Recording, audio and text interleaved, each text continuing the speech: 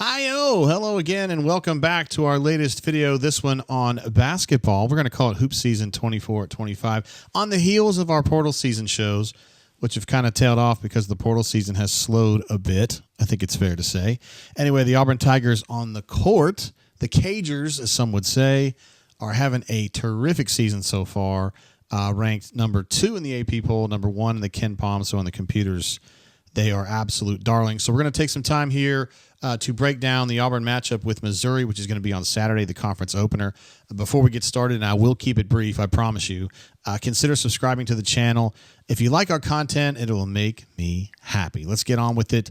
The Auburn Tigers, of course, taking on the Missouri Tigers in Neville Arena. You may know it as Auburn Arena, but it's actually Neville Arena, 3 o'clock Central Time, God's time, on the SEC Network. And will also be 4 o'clock for our friends in the Eastern time zone. I have the Auburn at a glance here since we're kind of getting started with the conference season here. Things that I like about the team, the Auburn Tigers, and the things that I think they got to work on. Two-point shooting, terrific. Janai Broome is really good at that. Dylan's really good at that. Chaney's really good at that. And actually the guards, maybe not Denver as much, but Taha does a nice job of finishing in the lane. Chad's really good at that too with those weird I don't know. I don't even know what you would call some of the shots that he makes. Thermonuclear dynamics wouldn't have nothing on what he's doing. Huge trajectories, parabolic shots. I don't know how Chad gets the ball in, but he does. 2-point shooting is huge for Auburn, one of the best in the country. A low turnover percentage. Remember back in the days, late Tony Barbie? Wait, no, you don't remember because you're trying to pretend like that never happened. However, they used to have 15, 16, 17, sometimes 20 turnovers in a game. Super sloppy. These days, man, this team, if they have double digits, it's like, whoa, something went wrong. In fact, the other night, until the walk-ons came in, I know they were playing Monmouth, but still, when the walk-ons came in, they had 3 turnovers. That's like 35 minutes with 3 turnovers. They're great at ball handling. Even the bigs are good ball handlers and passers. Dylan has upgraded that part of his game so much. Same for Janai as well. So they keep the turnovers low, and that really affects the way opponents can take advantage of them because when you're not turning the ball over, that limits their possessions, honestly. And then blocks. You don't have the Walker Kessler or the Jabari, who's a big-time shot blocker that's just a straight-up rim protector. But, like, they're good at shot blocking at all 5 positions. I mean, Dylan's gotten better at it. Janai's gotten better at it. Tahad's got some swats. Denver's got some swats this year. Chad, of course, gets his. So everybody's a pretty good leaper. And across the board, they're pretty good at blocking shots, and they also affect more shots than they block. So that's a big part of their defensive greatness because they're one of the best defensive teams in the country. Areas where I think they could improve a little bit is creating turnovers. Auburn is a quick team, really 1-5, and they're good defenders, but I think they're not quite as good as pickpocketing maybe as BP would like. I think in a perfect world, the BP teams are long and they get in passing lanes, they deflect balls, and they use that to get up the court in transition and be a fast-breaking team. I think of like the Tennessee teams. They were really good. And then the Final Four team did a lot of that as well. And the 2020 team was getting there too with Samir and some of the other guys that were really good at getting the ball out and going the other direction. Fouls equals free throws is the way I wrote that. Coach Sonny Smith, who I miss being on the radio so much, would always say, defend without fouling. And I feel like Auburn gives away too many silly fouls where they're just reaching, and that means the opponent gets free throws. I would estimate 6, 7, 8 free throws a game that I think are fouls just completely unnecessary and didn't affect things at all one way or another. So they've got to find a way to just maybe foul a little bit less or make each foul count a little bit more, depending on how you want to look at it. And consistency. Look, it's weird for someone like me to sit here and talk about a 12-1 ball club and say, hey, they need to be a little more consistent. Hey, Tate, they've won 12 of their 13. Okay, but what I'm talking about is Joe Champy got me thinking back in the 90s. Every game is it's 4-minute segments. Every game is a bunch of 4-minute segments, and you got to find a way to win each segment. And I don't see this team winning every single segment the way that I would expect them to. They'll have this incredible segment, maybe even a half a segment where it's like 2, 3, 4 minutes where they play amazing basketball. And then they'll have an average segment, and then they'll have a bad segment. Then they'll have another great segment. And I think you'd like to see a little more just steady production instead of that up and down. Now, look, it's working, obviously, 1 of 12 of 13 games, and they played a lot of really good teams this year. So, I'm having to kind of dig deep here on some of these criticisms, but I wouldn't mind to see a little more consistency from the ball club. Taking a look at the Batalla de Tigres, the Battle of the Tigers, I expected Missouri to have an edge as far as shooting goes in this game because they're kind of more guard-oriented than Auburn is. But guess what? Auburn actually has the advantage in 2-point shooting and 3-point shooting. The free throw percentage it definitely is in Auburn's favor. That's a statistic where a percentage point or two is a big deal. So Auburn's way ahead in that range. And now we'll get to it here in a minute. But Missouri takes a lot more free throws because that's that's part of their DNA basically is to drive and get the fouls, draw the fouls, get the N1 opportunities, get the 2-shot fouls, all that kind of stuff. That's a big part of what they do. And if you remember, you go way back. I mean, Samir was definitely that kind of a player, but if you go way back to Chris Denson and KT back in those days, Auburn was that kind of a team too, where they would drive a lot. This Auburn team is more of a jump shooting team, but Missouri ain't that. Missouri doesn't really have the outstanding perimeter shooters at all, so they drive a lot and then try to create like that. Some notes and observations. Denver Jones, if you've been watching the games, and I have because we stream all the games, I didn't realize he was this hot. 18 of 29, which is 62% from three since December 8th, which I think is the Richmond game. That's 5 games where he's shooting 63%. 62%. That's amazing. Like, he's on the heater of all heaters here. Wow. And he's playing off the ball a little bit more because Tahad is getting a little more comfortable on the ball, and I think they have this thing going. I mean, JP seems like he's kind of like ancient history, but I feel like Denver's kind of sliding a little bit more to being off ball, and I think Tahad's being a little more on ball, and it's been a huge benefit to both the Denver and Tahad and the ball club. Janai, as you guys know, he's probably the front runner for National Player of the Year right now. 13 of 19 from 2 since the shoulder injury, so that's 2 games. That's insane, and he can do this a lot. He's definitely, we like to joke on the streams that he's an 80% shooter inside of 7 feet. But he actually is almost. Broom has 18 assists and 3 turnovers since December 8th. Can you imagine a center being this good of a passer? Yes, you can because you watch him every night. But he is an amazing passer. Not only does he just have good vision, but he's learned the kinds of passes that he can actually connect with and the ones that go away. And he's made the adjustment. He is telling you, he's on a different level at this point, and he's playing like an absolute stud. And I think he'll go down as probably the greatest Auburn player in history. I know Charles Barkley obviously is NBA Hall of Famer, but when you're talking about strictly what he contributed at Auburn, I'd say Janai is ahead.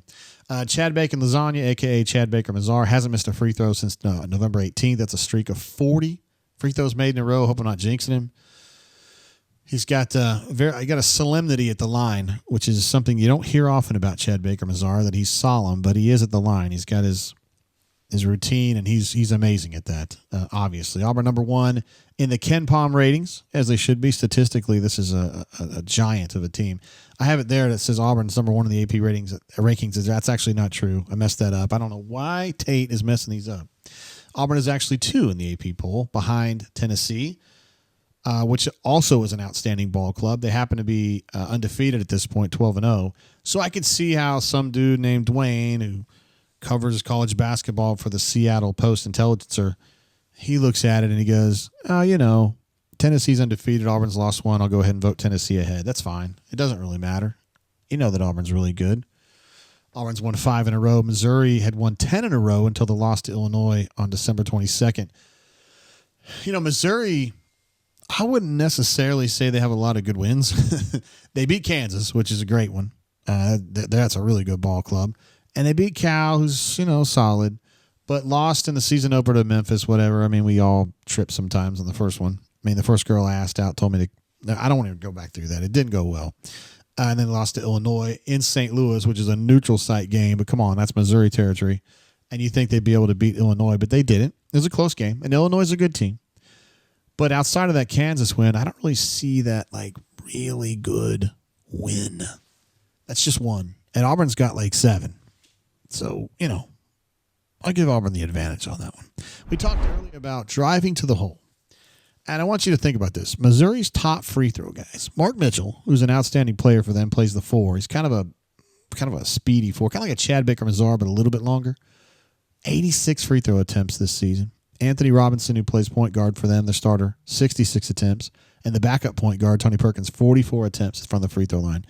They get to the line. And you look at Auburn. Auburn's not a team that gets to the line a lot. Janai, 52 attempts, so he's more than 30 behind Mark Mitchell. Chad Bacon Lasagna at 50. He's 16 behind their number 2 guy. And then Chaney, you don't even think of him as really a free throw guy. He just kind of gets rebounds, block shots, et cetera, 32 attempts. I do that to show you guys, to illustrate just how intent Missouri is about getting to the line. And this is something that is going to be a theme in this game because Auburn likes to what they call ice screens. Missouri likes to run what I call wing screens. They're coming out from the side there, and they move toward the middle. They do things to try to funnel, try to leverage that ball to one side and then get into the middle, and then they do what they do. They either, maybe it's a teardrop runner like Miles Simon did at Arizona back in the 90s. Maybe they just pull up from 12. Maybe they drive in and try to finish at the hole. Maybe they get down there and they dish. There's a lot of things you can do when you got a man beat and you're driving toward the free throw line. Auburn is going to endeavor to keep that stuff out of the lane. And the way they're going to do that is they're going to ice the screen. So what that means is you try to do everything you can to funnel this action, pin it against the sideline so it can't get out. And you do that, it almost looks like a two-man trap where your guard will usually come on top of the screen closer to the midline, and then you can't drive inside because there's a man sitting there stopping you. The way you beat that is you got to pass out of it. And I think, or I wonder, if Missouri is going to be up to the challenge to be able to pass out of those iced screen situations. That's going to be a big function of what happens tomorrow in this game. Taking a look at Auburn keys, Coach Sonny Smith used to do these, and I adore that guy. Defend without fouling. It's one of his key phrases he used to tell. Defend without fouling. That's the thing with Auburn. Too many silly fouls, I think, and you've got to find a way to stem these drives to the hole that Missouri's going to throw at you without fouling, without putting them on the line, because they're pretty good there. Limit central penetration. We talked about that. They're going to try to run these side screens and get out toward the middle of the court. Auburn's going to ice that. What's going to happen there? Who's going to win that battle of attrition? Monitor the 2 guys who can shoot threes. Marquise Warwick, who's like a 3. He's a good 3-point shooter. Caleb Grill, who had a neck injury, and he missed, I think, 5 or 6 games, but he came back for their last game. I don't think he's 100%, but that guy can absolutely stroke it. He's in his 6th year of college basketball, and he's been stroking the whole time. So those are the only 2 guys who can beat you from deep. Auburn's got to keep an eye on them when they're in the game and figure something out there, okay? Don't lose sight of those guys. Assume nothing in the passing game. Missouri is very quick on defense. They play with their eyes up, good positioning. If you come into the half-court set and you just make one of those lazy passes to the wing, they're going to intercept that ball. They're going to deflect it, and they're going to mess you up. I've seen them do it. Kansas got a little lax about that, and they took advantage of it. Auburn cannot do that. Use deflections to run and gun. I was talking earlier about BP. He likes to get those deflections in the defensive end, turn that into a transition situation, and you know what time it is when Auburn gets in transition. They're very good at it. Everybody's good at that on the team. And then a postest with the mostest. Look, at the end of the day, Auburn has a huge advantage as far as power in the post. Obviously, Janai gives you an advantage over just about anybody you're facing, but I think Chaney can make a difference in this game.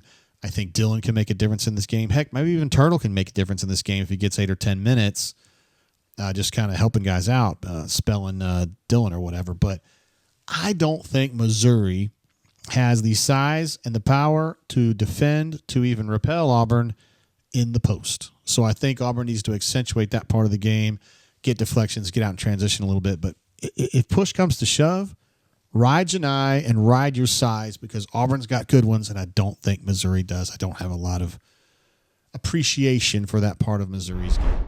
So that is my view of the Auburn-Missouri matchup. Someone's call it Auburn-Missouri. That's going to be 3 o'clock again on the SEC Network in the Central Time Zone. That completes my preview, I should say, of the Auburn-Missouri game. If you enjoyed the content, please consider subscribing to our channel here, and I will see you guys streaming tomorrow. We'll probably kick off about 2:50-ish here on the channel. So I appreciate you guys. Thanks for watching. I'm Jay Tate. Good day.